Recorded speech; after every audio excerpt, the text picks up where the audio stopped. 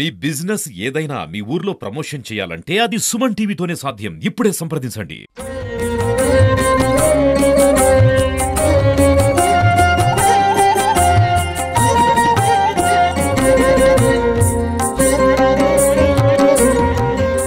Hi నమస్తే, welcome to Suman TV. కలియుగ ప్రత్యక్ష దైవం వెంకటేశ్వరుని బ్రహ్మాండ నాయకుని బ్రహ్మోత్సవాలు ప్రారంభం కాబోతున్నాయి. దీనికి సంబంధించి విస్తృత స్థాయి ఏర్పాట్లను టీటీడీ ఇప్పటికే చేసింది. గత అనుభవాలను దృష్టిలో ఉంచుకొని లక్షలాది మంది భక్తులకు సరైనటువంటి సదుపాయాలతో పాటు స్వామివారి దర్శనాన్ని ప్రశాంతంగా చేసుకునే విధంగా కూడా ఏర్పాట్లు జరుగుతున్నాయి. అయితే దీనికి సంబంధించి మరింత సమాచారం అడిగి తెలుసుకునే ప్రయత్నం చేద్దాం. మనతో పాటు తిరుమల తిరుపతి దేవస్థానం ఎగ్జిక్యూటివ్ ఆఫీసర్ అనిల్ కుమార్ సింఘాల్ గారు ఉన్నారు. సార్ నమస్తే. సార్, మీరు గతంలో కూడా చూసే ఉంటారు, అనుభవం ఉంది. సో తిరుమల తిరుపతి దేవస్థానానికి ప్రత్యేకించి బ్రహ్మోత్సవాల సమయంలో రద్దీ అనేది అనూహ్యంగా ప్రతి సంవత్సరం కూడా పెరుగుతూనే ఉంది. సో ఈసారి కూడా చాలామంది భక్తులు వచ్చేటువంటి అవకాశం ఉంటుంది కదా, ఎటువంటి ఏర్పాట్లు చేసుకున్నారు, భక్తులకి ఏం చెప్తారు? ఓం నమో వెంకటేశాయ. స్వామివారి సాలకట్ల బ్రహ్మోత్సవాలు 24 నుంచి 2 అక్టోబర్ వరకు నిర్వహించడానికి ఏర్పాట్లన్నీ కూడా పూర్తి చేశాయి.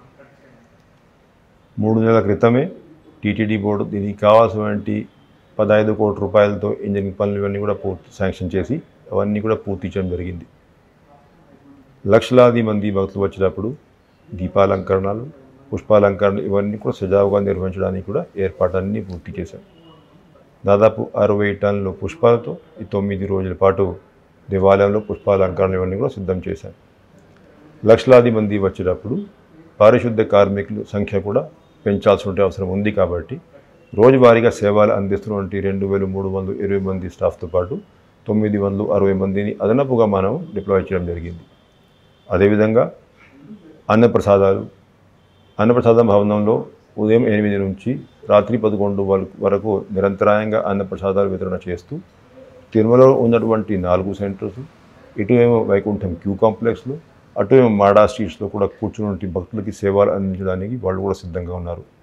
ప్రత్యేకంగా గరుడ సేవ నాడు దాదాపు 1,80,000 మంది ఉదయం నుండి సాయంత్రం వరకు మాడా స్ట్రీట్స్లో వేచి ఉంటారు. కాబట్టి వారికి అందరికీ ఒక మెన్యూ తయారు చేయడం జరిగింది, టైం షెడ్యూల్ తయారు చేయడం జరిగింది. ఆ షెడ్యూల్ ప్రకారము, ఆ మెన్యూ ప్రకారము అన్నప్రసాదాలు ఇవన్నీ కూడా ఇవ్వడానికి సిద్ధంగా ఉన్నాం.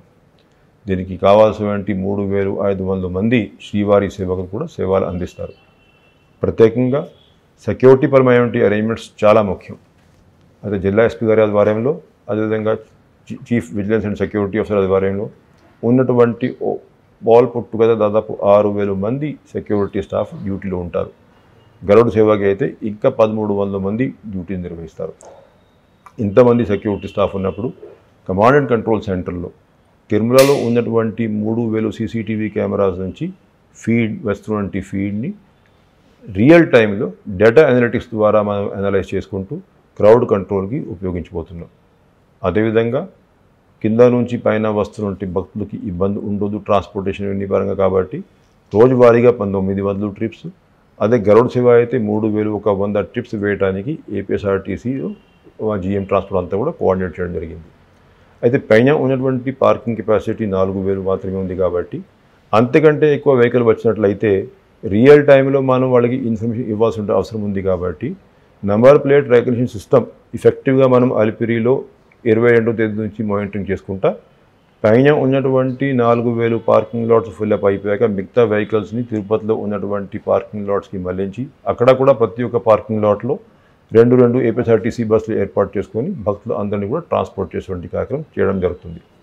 అయితే ఉన్నటువంటి స్టాఫ్ ఎవరైతే ఉన్నారో సెక్యూరిటీ స్టాఫ్, అదేవిధంగా శానిటేషన్ స్టాఫ్, అదేవిధంగా శ్రీవారి సేవకులు, వీళ్ళందరూ ఒకవైపు భక్తులు వస్తున్నటువంటి భక్తులకి సేవలు అందిస్తున్నాయి. ఇంకొక వైపు వాళ్ళ స్పిరిచువల్ ఎక్స్పీరియన్స్ని పెంచడానికి ఉన్నటువంటి కల్చరల్ టీమ్స్, ఏదైతే సాంస్కృతిక బృందాలు ప్రతి సంవత్సరం వస్తూ ఉంటాయో దాన్ని నంబరు, అదేవిధంగా క్వాలిటీ కూడా బాగా ఫోకస్ చేశాం. ఈసారి 28 రాష్ట్రాల నుంచి 298 కల్చరల్ టీమ్స్ని కూడా మనం ఆహ్వానించాం. ఎక్కువ మంది దీంట్లో 20 రాష్ట్రాల నుంచి 37 టీమ్స్ కూడా గరుడ సేవ నాడు కూడా ప్రజెంటేషన్స్ ఇవ్వబోతున్నారు. ఎవరైతే భక్తులు మాడా స్ట్రీట్స్లోకి ప్రవేశం వాళ్ళకి లభించదు అటువంటి భక్తుల కోసము బయట డిస్ప్లే స్క్రీన్స్ ఇవన్నీ కూడా హై క్వాలిటీ ఏర్పాటు చేసుకున్నాం. ఓవరాల్ తిరుమలలో దాదాపు 36 డిస్ప్లే స్క్రీన్స్ మనం ఏర్పాటు చేశాం. ఏమైనా ఆరోగ్యపరమైన ఇష్యూ అరైజ్ అయితే దాదాపు 50 మంది మెడికల్, 60 మంది పారామెడికల్ స్టాఫ్ కూడా డ్యూటీలో ఉంటారు. కావాల్సినటువంటి సఫిషియెంట్ నెంబర్ ఆఫ్ అంబులెన్సెస్ కూడా అందుబాటులో ఉంటాయి. అవసరం ఉన్నటువంటి మెడిసిన్స్ ఇవన్నీ కూడా ప్రొక్యూర్మెంట్ జరిగింది. ఇంతమంది భక్తులు వచ్చేటప్పుడు ఎక్కువ మంది భక్తులు లడ్డు ప్రసాదాలు ఇవన్నీ కూడా కోరుకుంటారు కాబట్టి ప్రతి ఒక్క రోజు 8 లక్షల లడ్లు కూడా అందుబాటులో ఉండాలని టీటీడీ బోర్డు నిర్ణయం. దాన్ని బట్టి కూడా టీటీడీ అధికారులను కూడా కృషి చేస్తూ ఉన్నారు. సో క్రౌడ్ మేనేజ్మెంట్కి సంబంధించి అంటే దేశవ్యాప్తంగా ఉన్నటువంటి ప్రధాన ఆలయాలు కూడా టీటీడీని ఆదర్శంగా తీసుకుంటూ ఉంటుంది. సో ప్రత్యేకించి బ్రహ్మోత్సవాల సమయంలో ఎక్కువ మంది భక్తులు వస్తూ ఉంటారు కాబట్టి టెక్నికల్గా ఎలాంటి సాంకేతికతను ఉపయోగించబోతున్నారు, ముఖ్యంగా ఇస్రోని కొంత భాగస్వామ్యం చేస్తూ కూడా శాటిలైట్ ద్వారా కొంత పర్యవేక్షణ అనేది ఉంటుందని తెలుస్తుంది. ఎలా ఉండిపోతుంది సార్? ఇప్పుడు క్రౌడ్ కంట్రోల్లో ముఖ్యంగా అంటే ఏదైతే కమాండ్ అండ్ కంట్రోల్ సెంటర్ ఉంది, ఆ కమాండ్ కంట్రోల్ సెంటర్ అంటే టీటీడీకి ఆ అరేంజ్మెంట్స్ కోసం అది నర్వ్ సెంటర్ అనమాట. అది దాంట్లో అన్ని డిపార్ట్మెంట్ అధికారులని మనం డ్యూటీలో ఉంచుకోవడం జరుగుతుంది. అయితే ముఖ్యంగా తిరుమలలో క్రిటికల్ పాయింట్స్ అన్నింటిలో కూడా సీసీటీవీ కెమెరాస్ ఉన్నాయి.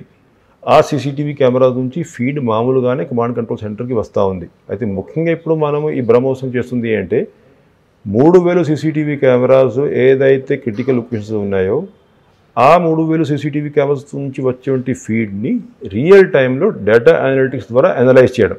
అంటే ఎక్కడెక్కడ క్రౌడ్ పెరుగుతూ ఉంది, ఎక్కడ ఖాళీ ప్లేస్ ఉంది, ఏ క్రౌడ్ని మనం ఎప్పుడు ఎక్కడికి డైవర్ట్ చేయాలి, ప్రతి ఒక్క ఎంట్రీ పాయింట్ దగ్గర కంజెషన్ లేకుండా ఏ విధంగా చేయాలి, దాంట్లో ప్రత్యేకంగా ఈ డేటా అనలిటిక్స్ ఉపయోగపడుతుంది. అదేవిధంగా మాడా స్ట్రీట్స్లో కొంతమంది ఎవరైతే ప్రవేశించలేకపోతారో వాళ్ళు బయట ఉంటారు కాబట్టి గత 2 సంవత్సరాల నుంచి 4 మూలాల్లో కూడా మనం అటువంటి భక్తుల్ని కూడా ఆ 4 మూలాల్లో చేసేటువంటి ప్రత్యేకమైనటువంటి క్యూ లైన్స్ ద్వారా ప్రవేశించి స్వామివారి దర్శనం అవకాశం కల్పిస్తూ ఉన్నాం. అయితే ఈ బయట ఉన్నటువంటి భక్తులు ఎవరైతే ఉన్నారో ప్రతి ఒక్క మూలంలో దాదాపు 45 నిమిషాల పాటు మనం ఈ ఫెసిలిటీ కల్పిస్తాం కాబట్టి ఈ 45 నిమిషాల్లో మనం ఎంతమందిని లోపల తీసుకువచ్చి స్వామివారిని దర్శించుకునే అవకాశం ఉంది అనేది కరెక్ట్గా అసెస్మెంట్ చేసుకొని అంతమందిని మాత్రం మనం బయట హోల్డింగ్ ఏరియాలో కూర్చోపెట్టగలిగితే మిగతా వాళ్ళకి ఎక్కడ కూడా ఇబ్బంది ఉండదు. అదర్వైజ్ అక్కడ హోల్డింగ్ ఏరియాలో కూడా ఎక్కువ మంది వచ్చి చివరికి కొంతమంది దర్శనం చేయలేకపోతారు కాబట్టి ఆ accurate number of head count కోసం మనం ఎల్ఎన్టీ సేవల్ని కూడా ఉపయోగిస్తూ ఉన్నాం. అదేవిధంగా చిన్నపిల్లలు వస్తారు కాబట్టి వాళ్ళకి జియో ట్యాగింగ్తో పాటు ఫేషియల్ రికగ్నిషన్ కూడా మనం టెక్నాలజీని ఉపయోగిస్తూ ఉన్నాము. ఇందాక నేను చెప్పాను నెంబర్ ప్లేట్ రికగ్నిషన్ సిస్టంలో కూడా మనం ఈసారి కొత్తగా మనం అలిపిలు ప్రారంభిస్తున్నాం కాబట్టి వీలైనంత వరకు మనం టెక్నాలజీని ఉపయోగించుకొని వస్తున్నటువంటి భక్తులు అందరికీ కూడా ఎక్స్పీరియన్స్ ఇంకా మెరుగునటువంటి ఉండాలనే ఉద్దేశం కృషి చేస్తారు. విఐపీ ఫ్లోటింగ్ కూడా ఎక్కువ ఉంటుంది. సో వాళ్ళని ఎగ్జామ్షన్ చేసి కామన్ పీపుల్కి ఎలాంటి దర్శనం, ముఖ్యంగా మూల విరాట్ దర్శనానికి సంబంధించి కూడా ఎక్కువ మంది క్రౌడ్ ఉంటారు కాబట్టి అది ఎలా మేనేజ్ చేయబోతున్నారు? గరుడు సేవకి చక్రస్థానం సంబంధించి ఆ రోజు ఎక్కువ క్రౌడ్ ఉంటారు కాబట్టి సో ఆ రోజు ఎలాంటి అదనంగా ఏదైనా ఏర్పాట్లు చేశారా? సమయాలు ఎలా ఉండబోతున్నాయి? ఇప్పుడు విఐపీస్కి ఎవరైతే సెల్ఫ్ వస్తారో వాళ్ళే వారికి మనం విఐపి బ్రేక్ని పరిమితం చేస్తాం 9 రోజుల పాటు. రెఫరెన్స్ లెటర్స్ దయచేసి పంపొద్దని చెప్పేసి ముందుగానే అందరికీ తెలియజేయడం జరిగింది.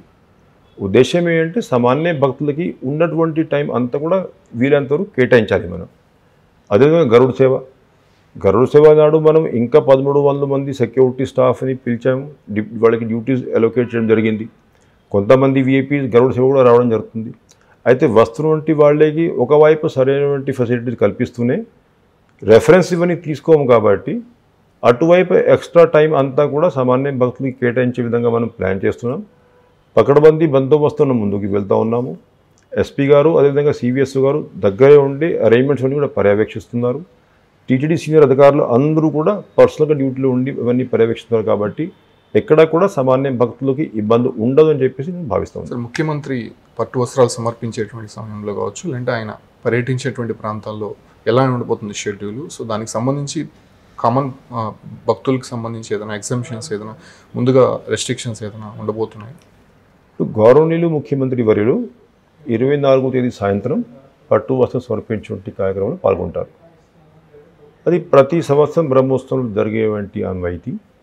అయితే దాదాపు ఈవినింగ్ అరౌండ్ 7:40 ఆ రేంజ్లో సీఎం గారు అక్కడ బేడి ఆంజనేయ స్వామి దగ్గరికి దేవాలయం దగ్గరికి రావడము, అక్కడ నుంచి ఈ కార్యక్రమం దేవాలయంలో ఉన్నటువంటి పట్టు వస్త్రం సమర్పించేటువంటి కార్యక్రమం పూర్తి చేశాక మళ్ళీ 9 గంటలకి పెద్ద శేష వాహనం సేవలో పాల్గొనే కార్యక్రమం జరుగుతుంది. దీనికి కావాల్సినటువంటి పకడ్బందీ బందోబస్తు కోసం ఇవాళ జిల్లా కలెక్టరు, జిల్లా ఎస్పీ గారు, టీటీడీ సీనియర్ అధికారులతో ఏఎస్ఎల్సీ ఇవన్నీ కూడా నిర్వహిస్తూ ఉన్నారు. ఇన్స్పెక్షన్స్ చేసుకొని పకడ్బందీ బందోబస్తును ముందుకు వెళ్తాం కాబట్టి గౌరవనీయులు ముఖ్యమంత్రి వారిలో ప్రతిసారి తిరుమల వచ్చేటప్పుడు కూడా సామాన్య భక్తులకి ఎక్కడ కూడా ఇబ్బంది ఉండొద్దు అనేది క్లియర్ కట్ డైరెక్షన్ ఇస్తుంటారు కాబట్టి ఎక్కడ కూడా ఎవరికి అనవసరమైన ఇబ్బంది లేకుండా సెక్యూరిటీ ప్రోటోకాల్ని పాటిస్తూ మన ప్రోగ్రామ్స్ అన్నీ కూడా ఏర్పాటు చేస్తున్నాం. సో సోషల్ మీడియాలో కొంత అసత్య ప్రచారాలు కావచ్చు, అంటే దీనికి సంబంధించి ఎలాంటి యాక్షన్ తీసుకోబోతున్నారు? ఇప్పటికే చాలా వరకు టీటీడీకి సంబంధించి కొంత స్ప్రెడ్ చేసేటువంటి కొంతమంది టీమ్స్ రెడీ అయ్యాయి. సో వాళ్ళకి ఎలాంటి వార్నింగ్ ఇవ్వబోతున్నారు? నేను అందరికీ ఒకటే విజ్ఞప్తి చేస్తున్నా, దేవాలయం పవిత్రతని కాపాడాల్సిన అవసరం ఎంతైనా ఉంది. భక్తులుగా మన అందరి బాధ్యత కూడా. అయితే టీటీడీ ఇస్తున్నటువంటి సేవల్లో ఒక్కొక్కసారి లోటుపాటు ఉండొచ్చు. ఇటువంటి ఫీడ్బ్యాక్ వచ్చేటప్పుడు దానికి కావాల్సిన కరెక్టివ్ మెజర్స్ తీసుకుంటానికి అధికార యంత్రాంగం సిద్ధంగా ఉంది. అయితే అసత్య ప్రచారాలు చేస్తే దేవుడు వారిని ఎలాగా శిక్షిస్తారనుకోండి, ఎవరైనా చేసినా. ముఖ్యంగా నా మనవి అంటే భక్తులు ఎవరైతే ఇటువంటి వార్తలు చూస్తూ ఉన్నారో ప్రతి ఒక్క వార్త మీద టీటీడీ కూడా వివరణ ఇస్తూ ఉంది కాబట్టి ఆ టీటీడీ వివరణని కూడా పరిగణనలోకి తీసుకొని ఒక అభిప్రాయానికి వస్తే మంచిదని చెప్పి నేను భావిస్తూ ఉన్నాను. దేవాలయం పవిత్రత, వెంకటేశ్వర స్వామి వారికి ఉన్నటువంటి నమ్మకం ఉన్నటువంటి కోట్లాది మంది భక్తులు సంబంధించిన ఇష్యూ కాబట్టి అందరూ కూడా మనం నీతి నిజాయితీగా టీటీడీకి ఒక సరైన ఫీడ్బ్యాక్ ఇస్తూ భక్తుల్లో ఒక అవేర్నెస్ కల్పిస్తూ ఏదైతే నిజం ఉందో అది మనం సోషల్ మీడియాలో కానీ వాళ్ళ ద్వారా భక్తులకి తెలియజేసుకోవాల్సిన అవసరం ఉంది. మీడియా ఛానల్స్ అదేవిధంగా సోషల్ మీడియా ఛానల్స్ కూడా అందరూ కూడా సహకరిస్తే అందరికీ ఉపయోగపడుతుంది కాబట్టి అందరితో విజ్ఞప్తి చేస్తున్నా. వస్తున్నటువంటి బ్రహ్మోత్సవాలు చాలా పవిత్రమైనటువంటి ఒకేషన్ కాబట్టి అందరూ కూడా దీంట్లో కోఆపరేట్ చేసుకోవాల్సిందిగా విజ్ఞప్తి చేస్తారు. ఫైనల్గా భక్తులకి ఏం చెప్తారు? టీటీడీ నుంచి 9 రోజుల పాటు జరగబోతోంది బ్రహ్మోత్సవాలు. భక్తులకి ఎలాంటి భరోసా అయిపోతున్నారు? గత సంవత్సరాలు ఎక్స్పీరియన్స్ దృష్ట్యా ప్రతి సంవత్సరం టీటీడీ కొన్ని మార్పులు చేసుకొని ఇంకా మెరుగైన సేవలు అందించే దిశలో కృషి చేస్తూ ఉంటుంది. గౌరవనీయులు ముఖ్యమంత్రి వారు ఇటువంటి క్లియర్ కట్ ఇన్స్ట్రక్షన్స్ తిరుమల పవిత్రతని కాపాడుకుంటూ సామాన్య భక్తులకి ఇబ్బంది లేకుండా ఈ బ్రహ్మోత్సవాలు సజావుగా నిర్వహించాలని ఆదేశం. దాని మేరకు టీటీడీ బోర్డు అధికారులు అందరూ కృషి చేస్తున్నారు కాబట్టి వస్తున్నటువంటి భక్తులు టీటీడీ టైం టు టైం ఏదైతే అడ్వైజరీ ఇస్తూ ఉన్నారో, సలహాలు సూచనలు ఇస్తారో అవన్నీ కూడా పాటిస్తూ వారు ఇబ్బంది పడకుండా మిగతా వాళ్ళకి ఇబ్బంది లేకుండా స్వామివారి మూలవార్లు అదేవిధంగా వాహన సేవ దర్శనం చేసుకొని స్వామివారి ఆశీస్సులు పొందాల్సిందిగా విజ్ఞప్తి చేస్తున్నా. ఓం నమో వెంకటేశ్వర. ఈ విధంగా బ్రహ్మోత్సవాలకు సంబంధించి విస్తృత స్థాయి ఏర్పాట్లు ఇప్పటికే జరిగి ఉన్నాయి కాబట్టి సామాన్య భక్తులకే పెద్దపీట వేస్తూ టీటీడీ ఇప్పటికే అనేక నిర్ణయాలు తీసుకుంది కాబట్టి భక్తులందరూ కూడా నిర్భయంగా తిరుమలకు వచ్చి స్వామివారి దర్శనం చేసుకునే విధంగా ఏర్పాట్లు జరుగుతూ ఉన్నాయి. దాంతోపాటు కూడా వచ్చేటువంటి భక్తులు సమన్వయం చేసుకుంటూ అదే రకంగానే తిరుమలకు వచ్చిన తర్వాత టీటీడీ పెట్టినటువంటి కొన్ని నిబంధనలు పాటిస్తూ స్వామివారిని ప్రశాంతంగా దర్శించుకోవాలి అని టీటీడీ ఈవో అనిల్ కుమార్ సింఘాల్ స్పష్టం చేస్తున్నారు. Keep watching Suman TV.